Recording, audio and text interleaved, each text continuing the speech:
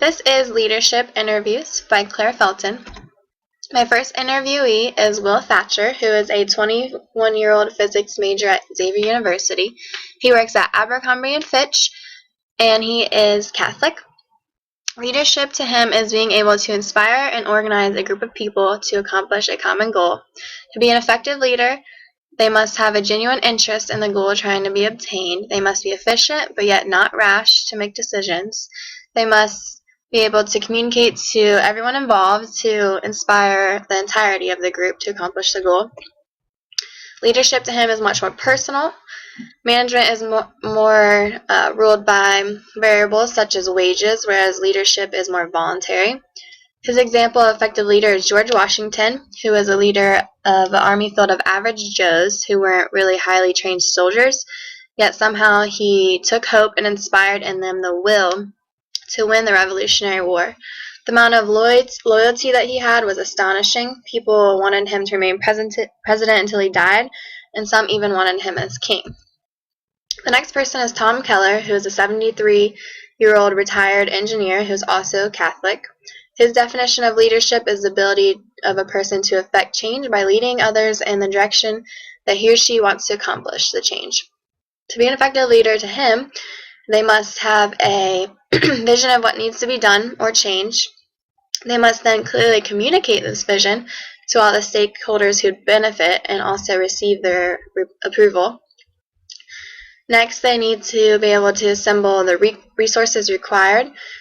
And then they need to motivate the team to work hard, plan carefully, and execute the plan in the time that they have.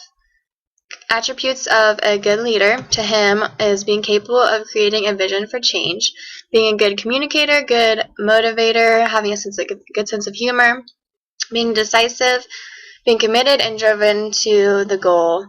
Also being able to keep the stakeholders informed on the progress throughout the project. Being able to recognize problems before they jeopardize the project and then make changes as needed. And also be organized enough to be a good follow-up person to keep track of the team's project toward the goal.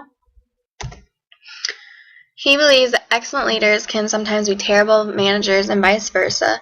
Good managers are typically more excellent at detailed people who know how to plan and execute work that will accomplish the leader's vision. A good leader is usually a good people person who knows how to pick the good managers and motivate them to accomplish the goals. His example of effective leader is Abraham Lincoln, who was the 16th president of the United States, and he took on the issue of freeing the slaves, which was an extremely unpopular view at the time in the country, and yet somehow, with relentless pursuit, he finally got the law passed in Congress. On the other hand, he was also a terrible manager because it took him 4 years until he found the manager who eventually won the war, and his name was General Grant. The next interviewee is Irina Abakova, who is a 30-year-old Russian atheist who is the regional operations manager for Eastern Europe, Middle East, and Northern Africa. Her definition of leadership is the ability to achieve a goal by influencing others. She believes that managers keep an organization functioning. It's about planning, developing, and following the rules and procedure and checklists. The results of a manager can usually be measured, whereas a leadership's work can't really be measured. Leadership focuses on long-term strategic goals and promoting changes. Her attributes of effective leader, they must have good strategic thinking, proactive, taking risks, taking the responsibility for results, effective communication skills, and positive attitude. Her effective leader is Florence Nightingale because she was a nurse in the Crimean War and then the founder of modern nursing. Next is Michelle Berlinger, who is a 45-year-old cosmetologist who is Lebanese and also Jewish. Her definition of leadership is someone who has the capability to guide a group of people in the direction to which would be good to be for the good. What makes an effective leader to her is to lead with passion, motivation, belief, trust, and respect. They must lead by example that will eventually make the others respect them, and then they'll do the same thing as the leader requires. A leader is on the same level as the people he is leading or guiding. They become a part of the team and help them accomplish the goal, and they also have morals and values, as the manager delegates the people and tells them what needs to be done in order to accomplish the goals. For example, an effective leader was her mother, Josephine Francis, because she raised 7 children and instilled in them morals and values. She taught them to respect people and to treat them with kindness, also to achieve goals through hard work and pride.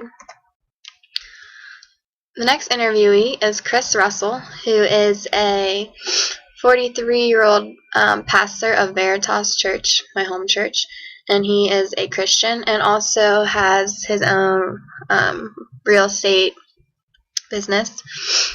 In one word, he would describe leadership as influence. Leadership is guiding others towards a desired future reality.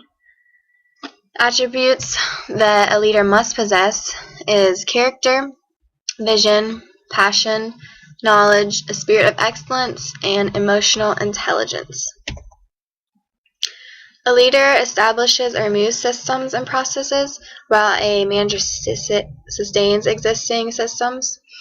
A leader creates and develops, while a manager merely maintains. A leader focuses on the future, while a manager focuses on the present.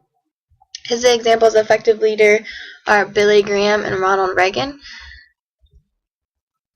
Some differences that I observed in the individuals is that some interviewees said that leadership is taking charge, while others say it is more influencing people. Some said it was inspiring others towards the common goal, and others said it is accomplishing change. Seems to be the most common definition of leadership is to influence or guide people toward accomplishing a common goal or change. In what ways did people describe leadership differently from what we discussed in class? I would have said that none of the definitions that I received really talked about how leaders must adjust to certain followers or unique situations that they are in. Of the people interviewed, Will's definition was the closest to mine because the main difference between leaders and managers is the ability to not force, but yet I like how he uses the word inspire their followers toward a common goal or needed change.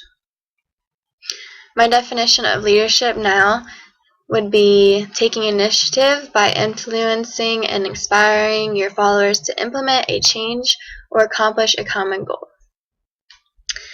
Thank you.